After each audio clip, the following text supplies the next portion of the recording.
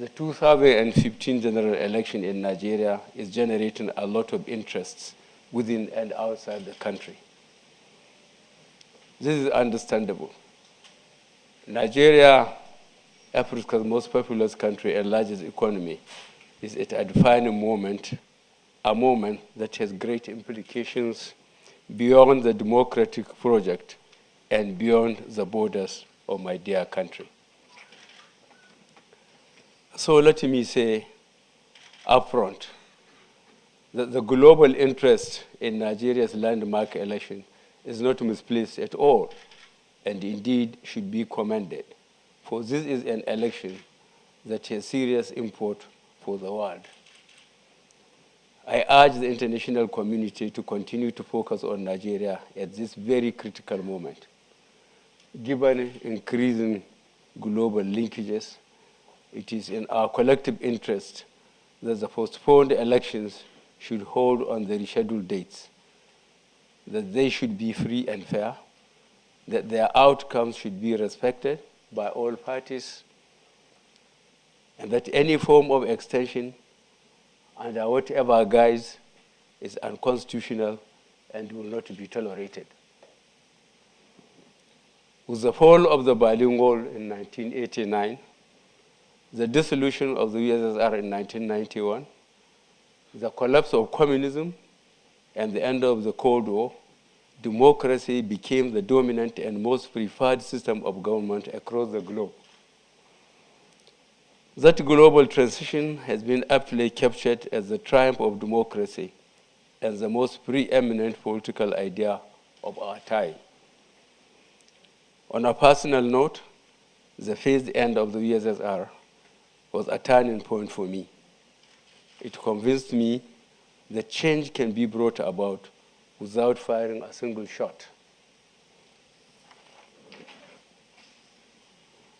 As you all know, I had been a military head of state in Nigeria for 20 months.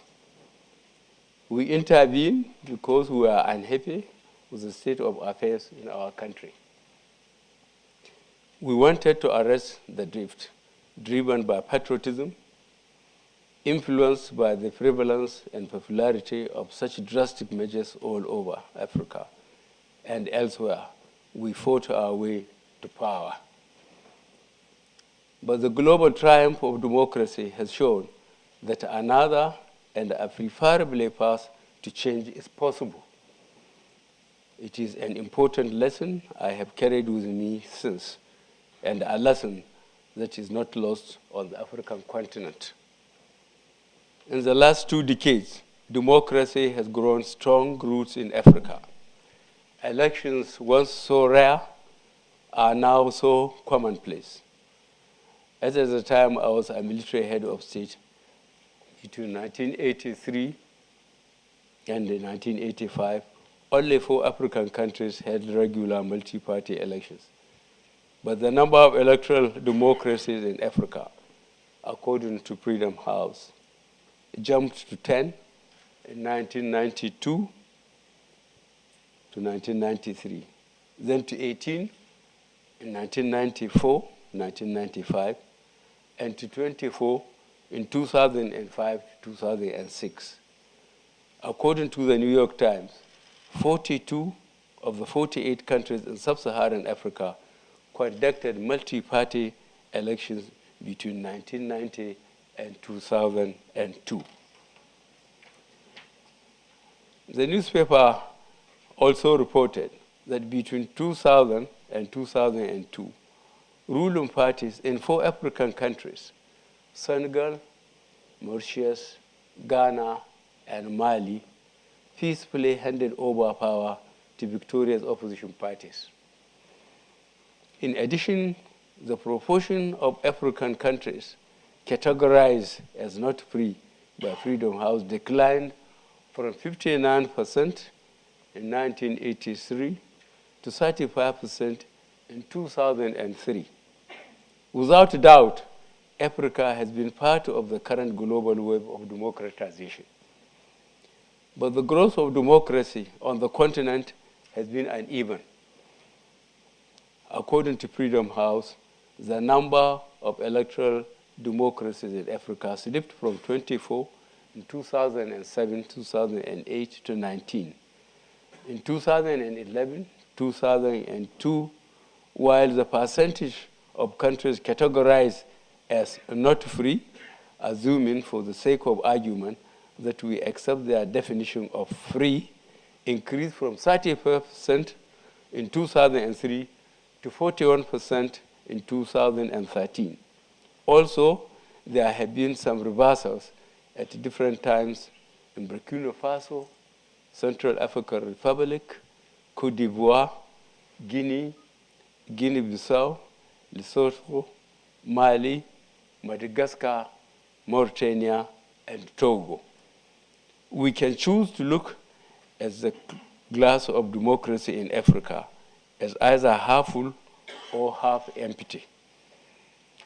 While you can't have representative democracy without elections, it is equally important to look in the quality of the elections and to remember that mere elections do not democracy make.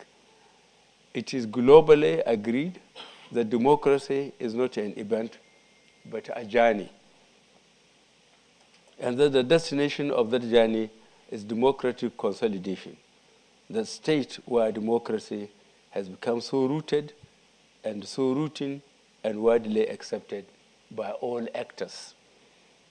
With this important destination in mind, it is clear that though many African countries now hold regular elections, very few of them have consolidated the practice of democracy.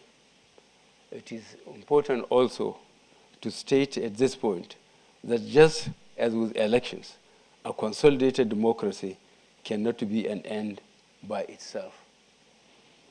I will argue that it is not enough to hold a series of elections or even to peacefully alternate power among parties. It is much more important that the promise of democracy goes beyond just allowing people to freely choose their leaders.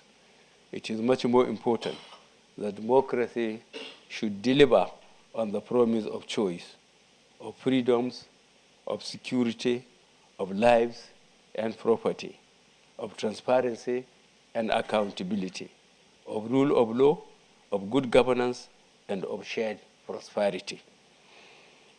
It is very important that the promise embedded in the concept of democracy, the promise of a better life for the generality of the people, is not delivered in the breach. Now, let me quickly turn to Nigeria. As you all know, Nigeria's fourth republic is in its 16th year, and this general election will be the 5th in a row. This is a major sign of progress for us, given that our first republic lasted 5 years and 3 months. The second republic ended after 4 years and 2 months. And the third republic was a stillbirth. However, longevity is not the only reason why everyone is so interested in this election. The major difference this time around is that for the very first time since transition to civil rule in 1999, the ruling People's Democratic Party, the PDP, is facing its stiffest opposition so far from our party, the All Progressive Congress, the APC. We once had about 50 political parties, but with no real competition. Now Nigeria is transitioning from a dominant party system to a competitive electoral policy, which is a major marker on the road to democratic consolidation. As you know, peaceful alternation of power through competitive elections have happened in Ghana, Senegal, Malawi, and Mauritius in recent times. The prospect of democratic consolidation in Africa will be further brightened, one that eventually happens in our country, Nigeria. But there are other reasons why Nigerians and the whole world are intensely focused on this year's elections, chief of which is that the elections are holding in the shadow of huge security, economic, and social uncertainties in Africa's most populous country and largest economy. On insecurity, there is a genuine cause for worry, both within and outside Nigeria. Apart from the Civil War era, at no other time in our history has Nigeria been this insecure. Boko Haram has suddenly put Nigeria on the terrorism map, killing more than 13,000 of our nationals, displacing millions internally and externally, and at a time holding on to portions of our territory the size of Belgium. What has been consistently lacking is the required leadership in our battle against insurgency. I, as a retired general and a former head of state, have always known about our soldiers. They are capable, they are well-trained, patriotic, brave, and always ready to do their duty in the service of our country.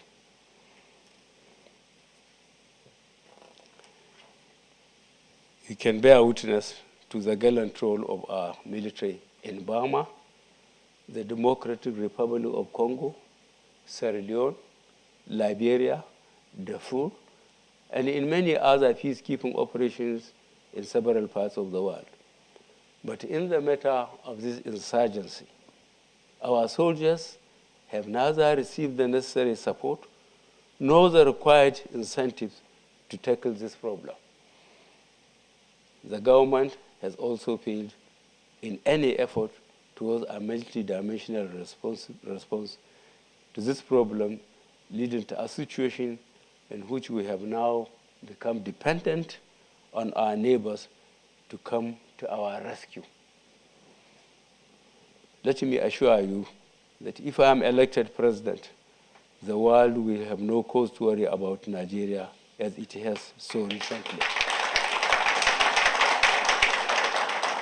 That Nigeria will return to its stabilizing role in West Africa, and that no inch of Nigerian territory will ever be lost to the enemy because we will pay sufficient attention to the welfare of our soldiers in and out of service.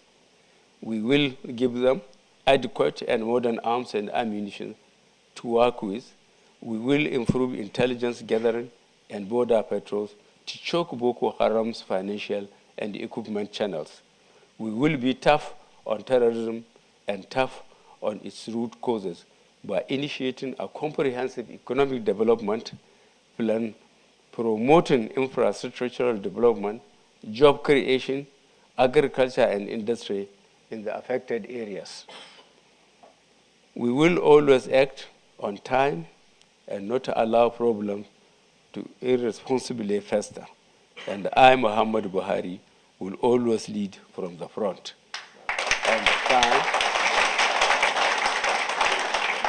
and return Nigeria to its leadership role in regional and international efforts to combat terrorism. On the economy, the fall in prices of oil has brought our economic and social stress into full relief. After the rebasing exercise in April 2014, Nigeria overtook South Africa as Africa's largest economy. Our GDP is now valued at United States dollar $510 billion, and our economy rated 26th in the world.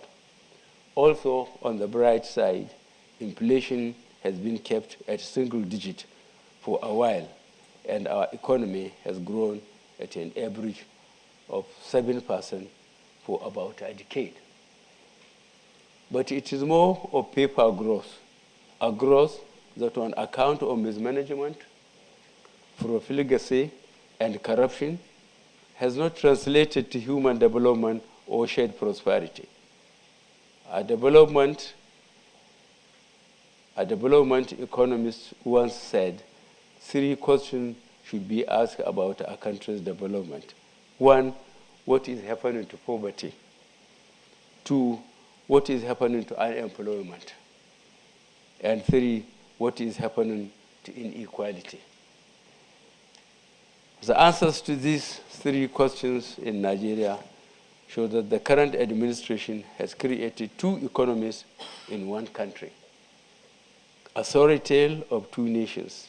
One economy for a few who have so much in their tiny islands of prosperity, and the other economy for the many who have so little in their vast ocean of misery.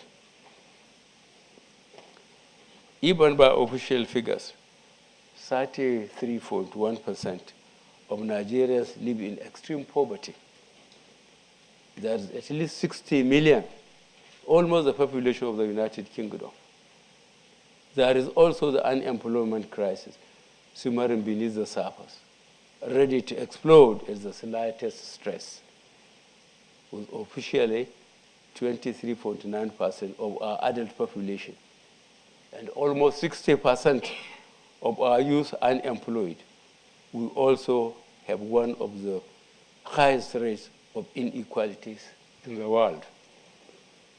With all this, it is not surprising that our performance on most governance and developmental indicators like MO Ibrahim Index on African governance and the UNDP's Human Development Index are unflattering, with fall in the prices of oil, which accounts for more than 70% of government revenues, and lack of savings for more than a decade of oil boom, the poor will be disproportionately impacted.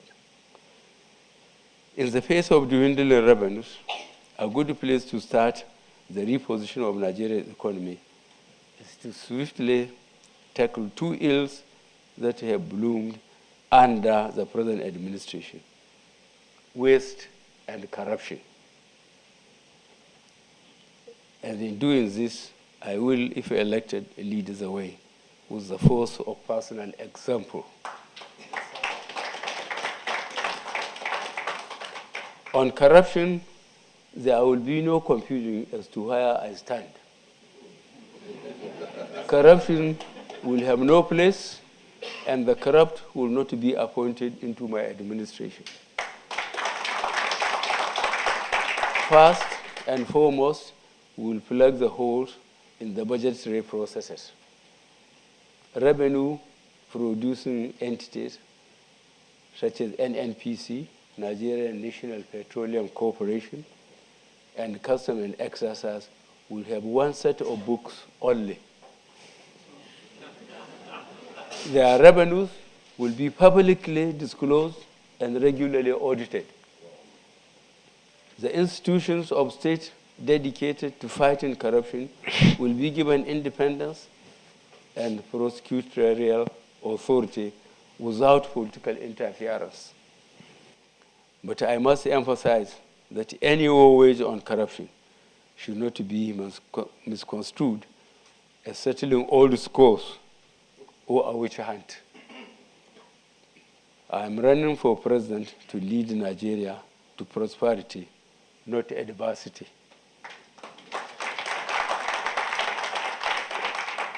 In reforming the economy, we will use savings that arise from blocking these leakages and the proceeds recovered from corruption to fund our party's social investment programs in education, health, and safety nets such as preschool meals for children, emergency public works for unemployed youth, and pensions for the elderly.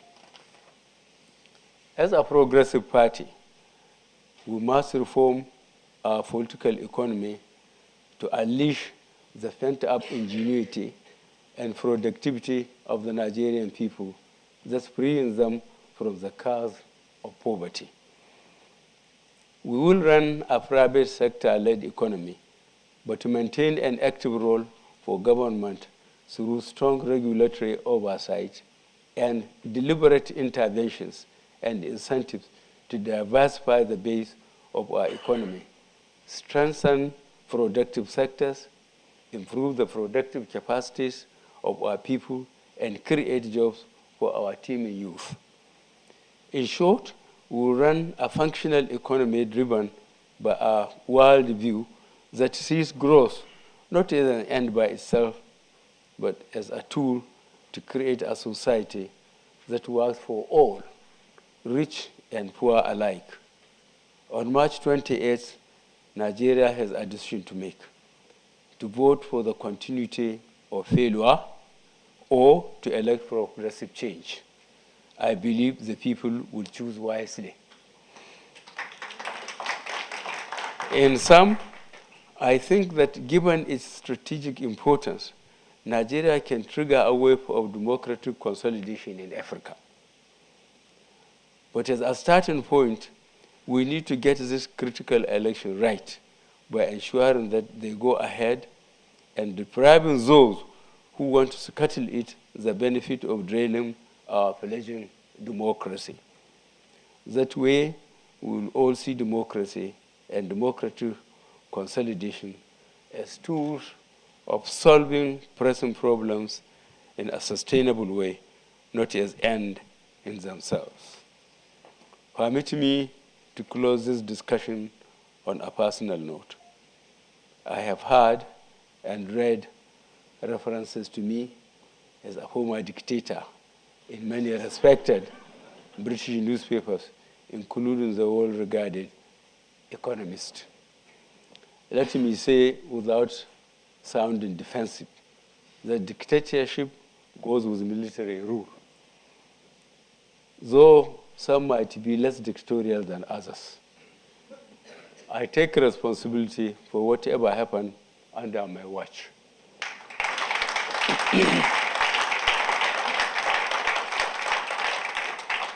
I cannot change the past, but I can change the present and the future.